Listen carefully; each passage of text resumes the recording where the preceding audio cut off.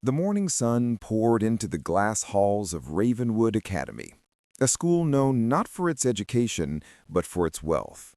Students arrived in polished cars, designer shoes clicking on marble floors, and the sound of laughter echoing through the corridors like music from another world.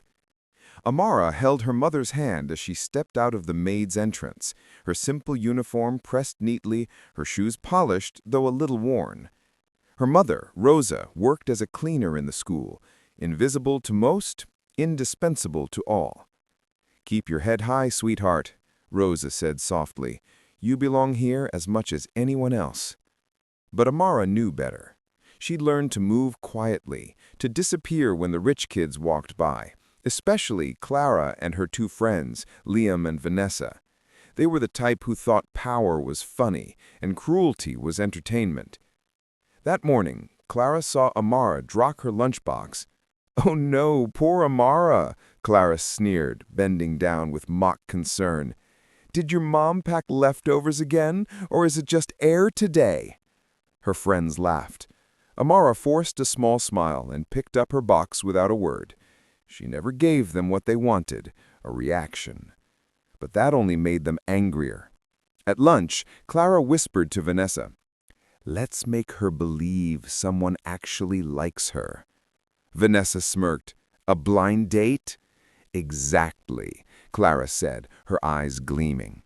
"We'll tell her a guy wants to meet her, someone rich from another school. She'll show up looking all hopeful, and we'll film everything." Liam chuckled. "That's savage. Who's going to be the mystery guy?" Clara grinned. "We'll say it's Ethan Hale. You know, the billionaire son everyone's talking about. He's been in the news lately, returning from abroad. Perfect bait." By the end of the day, the trap was set. Clara walked up to Amara after class with a smile so fake it could have been painted on. "Hey, Amara," she said sweetly. "I wanted to say I think we got off on the wrong foot. I know a guy who might really like you. He saw your photo on the school website. Would you be open to meeting him? Just coffee?" Amara blinked in confusion. You want to set me up?" "Why not?" Clara said. "You deserve a little happiness too." Vanessa added, "He's a gentleman, tall, kind, super smart. You'll love him." They exchanged mischievous looks behind Amara's back. Amara hesitated. "I don't know. I'm not sure." Clara cut in, "It's tomorrow, at Aurelia Cafe near the park, 5 p.m. He'll be wearing a gray suit. Don't be late." Amara smiled nervously. "Okay, thank you." As she walked away, clutching her bag, Clara burst into laughter. "Oh, this is going to be legendary. Let's make sure we're there to record every second." That night, Amara looked through her closet for something decent to wear. She found her mother's old white dress, simple, soft, and slightly faded. Rosa came in quietly. "Going somewhere special?" she asked with a tired smile. "Just meeting someone, Mom. Maybe a friend," Amara said, trying not to sound too hopeful. Rosa paused. "You're a good girl, Amara. Just remember, if someone can't see your worth, it's their blindness, not yours." Amara hugged her. "I will." Meanwhile, in another part of the city, inside a towering penthouse, Ethan Hale, heir to Hale Industries, sat staring at his phone. His assistant said softly, "Sir, the headmistress confirmed your visit to Ravenwood tomorrow for the charity program. Shall I prepare your schedule?" Ethan nodded absently. He wasn't looking forward to meeting spoiled heirs or fake smiles. But fate had already decided his next meeting, and it wasn't on any schedule. The afternoon light filtered gently through the cafe's windows, golden rays landing across the marble tables of Aurelia Cafe, the most expensive spot in the city. The scent of coffee and vanilla hung in the air. Soft jazz played in the background. It was the kind of place people came to be seen. Amara walked in quietly, holding her mother's old purse and wearing the simple white dress she had pressed carefully that morning. Her hair was neatly tied back, her shoes clean but worn. She looked out of place among the designer bags and glittering watches, but there was something graceful in her simplicity, the kind of beauty that didn't shout, only shimmered softly. She found an empty table near the window and sat down, her hands nervously folded in her lap. She looked around, searching for someone in a gray suit, the man Clara had said would meet her. Outside the cafe, hidden behind a parked car, Clara, Vanessa, and Liam crouched with their phones ready. "Look at her," Clara whispered, grinning wickedly. "She actually came." Vanessa laughed. "This is going to go viral." Liam zoomed in with his phone camera.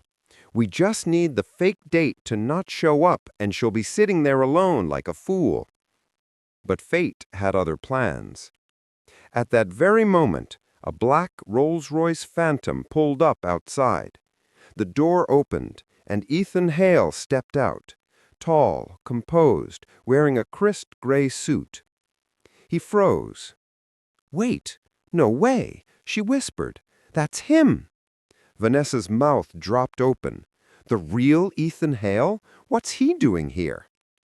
Ethan entered the cafe, glancing briefly at the people staring at him. He wasn't used to going anywhere unnoticed. But today he was early for a private meeting, or so he thought. His assistant had mistakenly texted him the wrong location for his charity meeting. He scanned the room, and his gaze landed on Amara. There she was, sitting nervously, glancing toward the door every few seconds, hope flickering in her eyes like a candle flame. Something in her expression stopped him. She didn't look like anyone here, not polished or fake, but real, innocent, out of place in a world of masks. Ethan hesitated, then walked toward her table. "Excuse me," he said, his voice calm and kind. "Are you waiting for someone?" Amara blinked up at him, startled. Yes, I think so. He was supposed to wear a gray suit." Ethan looked down at himself and smiled faintly. "Then it must be me." Amara's eyes widened. "You're Ethan?" He nodded slightly, amused. "And you must be Amara." The universe had just flipped the script. Across the street, Clara's jaw nearly hit the floor. "What's happening right now?" she hissed. "This was supposed to be a joke." Vanessa's phone shook in her hand. "He's actually sitting with her. Oh my God, they're talking." Inside the cafe, Amara tried to stay calm. She couldn't believe someone like him was actually being kind to her. "I thought you might not come," she said softly. "I almost didn't, but I'm glad I did." They talked about school, about her mother's job, about dreams. Ethan found himself smiling more than he had in months. Her honesty disarmed him. She wasn't trying to impress him, she was just being herself. When the waiter came with the bill, Amara immediately reached for her old purse. "Oh, I can pay for my coffee." Ethan raised a hand. "Please, it's my treat." Her cheeks flushed. "Thank you." Outside, Clara's voice shook with fury. "He's falling for her act. This can't be happening." Liam frowned. "He looks like he actually likes her." Vanessa bit her lip. "If this goes viral, we might look like the joke." Clara's smirk faltered. For the first time, she wasn't laughing. After the coffee, Ethan stood and offered his hand. "Would you mind a short walk? There's a park nearby, quieter than this place." Amara nodded shyly. "Sure." They walked along the garden path, golden leaves rustling beneath their feet. Ethan looked at her sideways. "You said your mom works at Ravenwood?" "Yes," Amara replied softly. "She's one of the cleaning staff." "Hard-working people. My father always said, you can tell a person's character by how they treat those who serve them." Amara looked up at him curiously. "And how do you treat them?" Ethan met her gaze. "With respect, because I've seen what life looks like when you lose it." For a moment, silence settled between them, comfortable, peaceful. Then Ethan's phone buzzed. His assistant's voice came through. "Sir, I just realized you're at the wrong location. Your meeting is supposed to be across town." Ethan blinked. "Wait, what?" Amara looked at him confused. "Wrong location?" Ethan smiled sheepishly. "Seems I just walked into the wrong meeting, and maybe the right person." She blushed. From behind the trees, Clara, Vanessa, and Liam watched in disbelief. "Is he smiling at her like that?" Vanessa whispered. Clara's face turned red. "No way! This can't be happening. She doesn't belong in his world." As Ethan's car arrived, he turned to Amara. "Would it be all right if I saw you again?" Amara froze. "Me?" He chuckled. "Yes, you." She smiled nervously, her heart racing. "I'd like that." By the time Amara reached home that evening, her heart was still racing. Her mother, Rosa, looked up from folding laundry in their small apartment. "How did it go, sweetheart? You look different." Amara smiled softly, still dazed. "He was kind, Mama. Really kind. It didn't feel like a joke."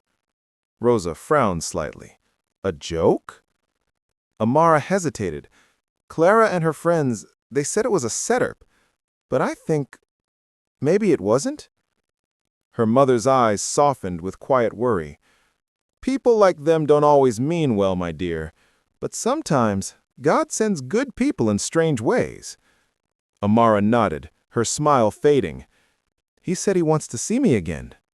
The whisper started before she even entered the building. "There she is, the maid's daughter who went on a date with Ethan Hale." "No way that's true. He's the CEO's son."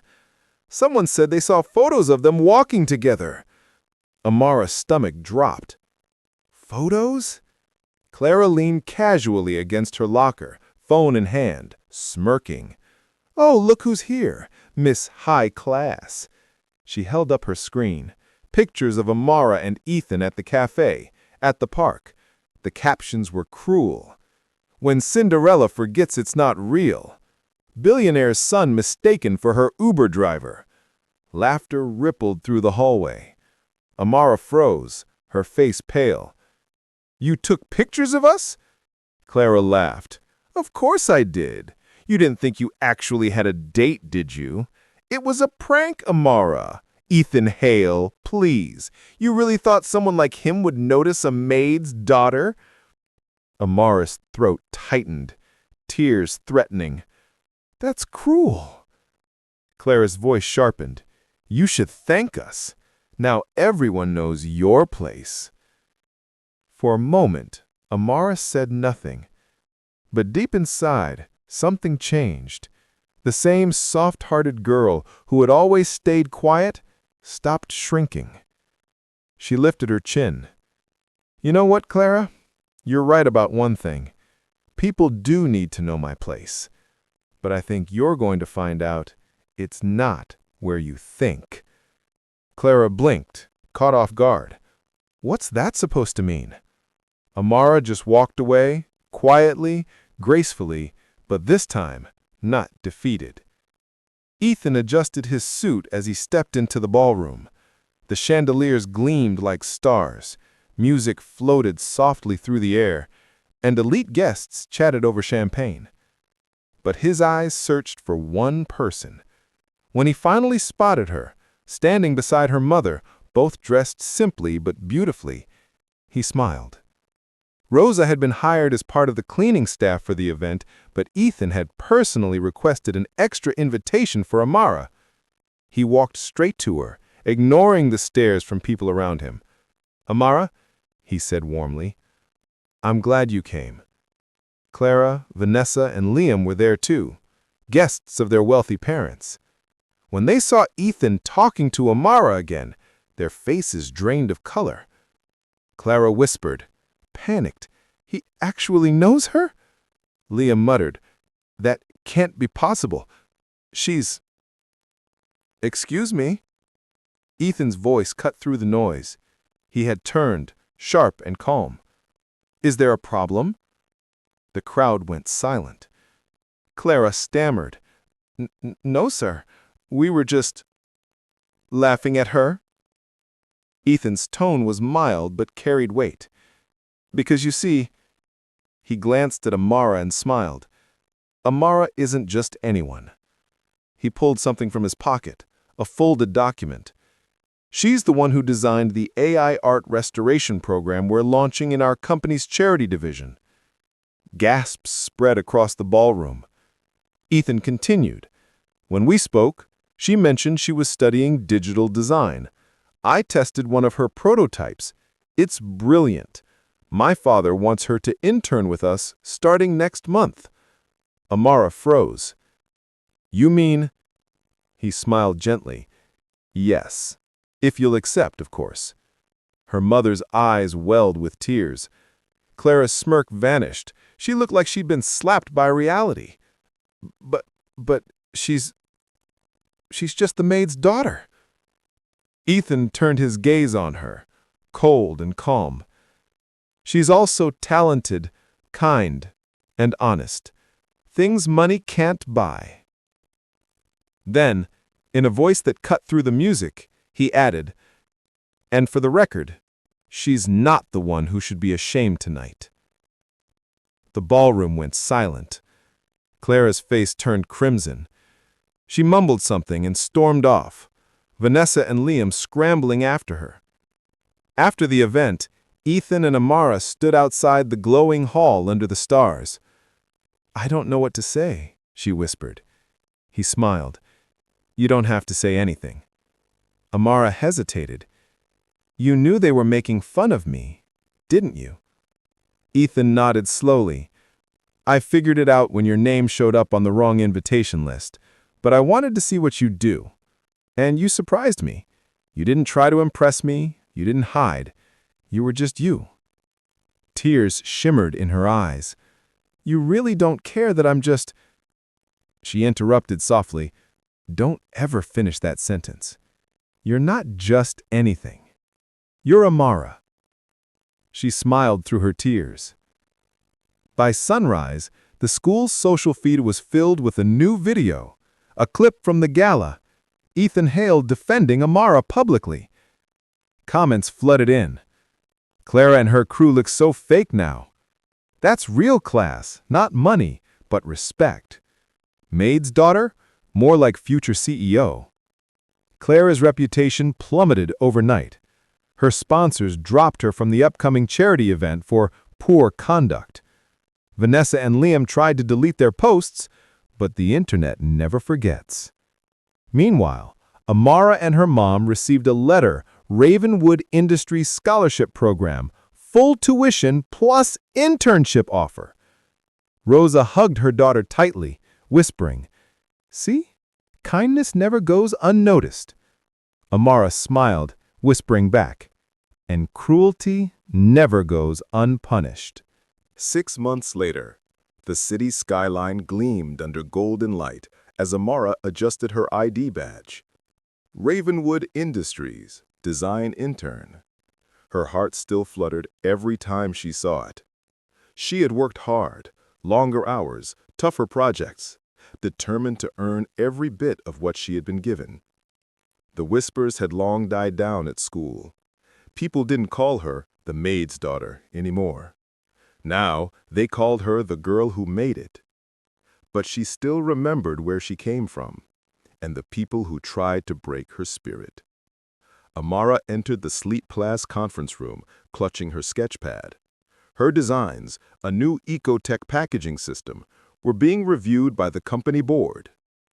Executives in suits murmured around the long table. Then the doors opened. In walked Ethan Hale, now wearing a calm authority that turned heads everywhere he went. He looked more mature, more confident, yet when his eyes met hers, his smile softened instantly. "Miss Rivera," he greeted formally, hiding a hint of warmth. "Your proposal impressed the board. Let's hear your presentation." Amara's voice trembled at first, but soon grew strong. She spoke of sustainability, compassion, and design that gives back, values that reflected her life. When she finished, silence hung for a moment. Then applause filled the room. Ethan nodded, approved, Effective immediately, Amara Rivera will lead the prototype team. Gasps echoed. She froze. Lead? Ethan smiled. You've earned it. After the meeting, as the others left, Ethan stayed behind. Walk with me? He asked. They entered the elevator together, the air between them quiet but charged. Ethan glanced sideways. You've changed a lot. Amara smiled softly. Maybe. Maybe I just stopped trying to be what people wanted. He looked at her for a long moment. Good, because who you are was already enough. The elevator stopped. He turned to her. There's something I never told you. She blinked. What? He reached into his coat and pulled out a small silver pendant, simple but beautiful. When we met that first day, I noticed you looking at a charm in the shop window. You said you couldn't afford it. I bought it, not to impress you, but to remind you that you deserve beautiful things too. He handed it to her gently. For luck. Her eyes shimmered. Ethan, you didn't have to, he said softly. I wanted to, because you reminded me what real strength looks like. A few weeks later, the school hosted its annual recognition ceremony. Clara, Vanessa, and Liam were there, looking smaller somehow, quieter. When Amara entered the room, wearing her new company badge, whispers rippled through the room. Clara forced a smile.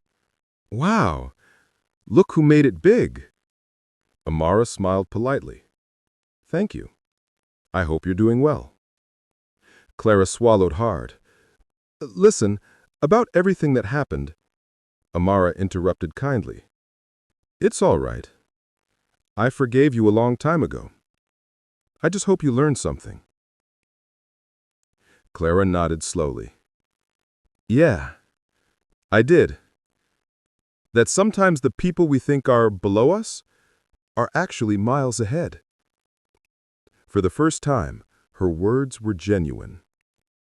Later that night, Ethan and Amara stood on the company rooftop, overlooking the glittering city lights. He leaned on the railing beside her. You've changed the company, you know. She laughed softly. I just designed a few boxes. He shook his head. You did more than that. You reminded people that kindness is power, that worth isn't inherited, it's earned. Amara looked at him, eyes glowing in the city light. And what about you, Mr. Hale? What did you learn? He smiled, voice warm and honest. Sometimes, the most beautiful things aren't born in mansions. They come from humble homes, from people who refuse to give up. He turned toward her. And if you'll let me, I want to walk that road with you. Her heart stopped for a second. Ethan? He took her hand gently. Not because of who you are to the world, but because of who you are to me. The city lights shimmered below them, and a soft breeze carried her whisper. I'd like that. They stood there together, not billionaire and maid's daughter anymore, but equals, bound by respect, strength, and love that had already passed every test. The camera pans out slowly, from the glowing rooftop to the skyline, to the quiet maid's apartment where Rosa folds laundry and smiles at the TV, showing her daughter's success. A voiceover closes the story. They set her up as a joke, but destiny had other plans. Because when your heart is pure, karma doesn't punish, it protects.